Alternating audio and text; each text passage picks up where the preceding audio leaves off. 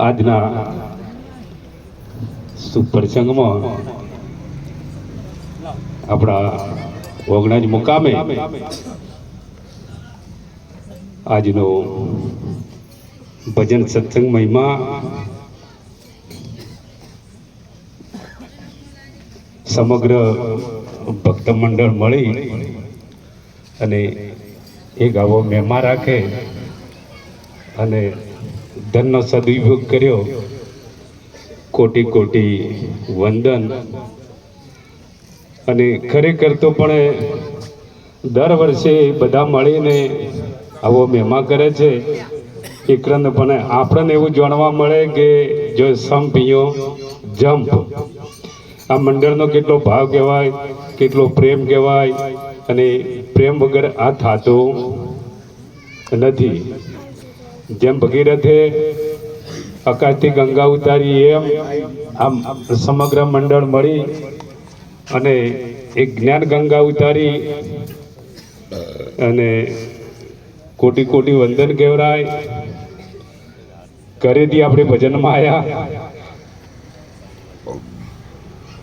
તો સંતો, શાસ્ત્રો, વેદ, પુરાણ અને વાણી એ આપણને માર્ગદર્શન આપે છે. માટે કરીને કીધું કે એક શબ્દ ગુરુદેવ કા તાકુ અનંત વિચાર, થક ગયા મુનિજન પંડિત વેદ ન પામે પાર.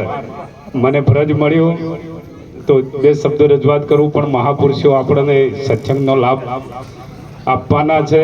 એક ખરેખર આપણને આવો એક કોટી જન્મના પુણ્યથી મનુષ્ય અવતાર મળ્યો છે. અને ગીતાની અંદર શ્રી કૃષ્ણ પરમાત્માએ વાત કરી, અર્જુન મારી અમૂલ્ય ભક્તિ મનુષ્ય કરે. એકને આપણને મનુષ્ય અવતાર મળી ગયો છે. ભાઈનો દેહ હોય કે બહેનનો દેહ હોય, ભક્તિ દરેકના ફાળા છે. જેને જેને ભજન કર્યું છે એમના તો ઇતિહાસો લખાઈ ગયા છે. ભક્તિ ઓરવી તે સહેલી વાત છે, પરંપરા નિભાવી તે કઠિન વાત છે. એ કે ખરેખર આપણને ખૂબ કિંમતી સમય મળ્યો. વાણીની અંદર આપણે વાત કરી છે કે એક ભજનમાં કીધું, પ્રથમ ગુરુને પાયે લાગુ, માજુ મુજને આપો, કરુણા નિધિ દયા કૃપા કરી મારું ભવનું બંધન કાપો, જન્મ મરણનો ત્રાસ ટાળો અને અભય કરો અવનાશી. એકને ખરેખર સંતોષ ને એ ભારતના ભગવાન છે. એ કે એમના પ્રત્યે આપણે વિશ્વાસ રાખવાનો. અને જ્યાર સુધી સંતોના સાનિધ્યમ ના જાય ત્યાર સુધી જન્મ મરણ આમ તો સહેજ નહીં, પણ આપણને એક ભય થઈ ગયો છે. અને જો આવા સંતો મળી જાય ને તો એ ભય મટી જાય અને નિર્ભય બની જાય.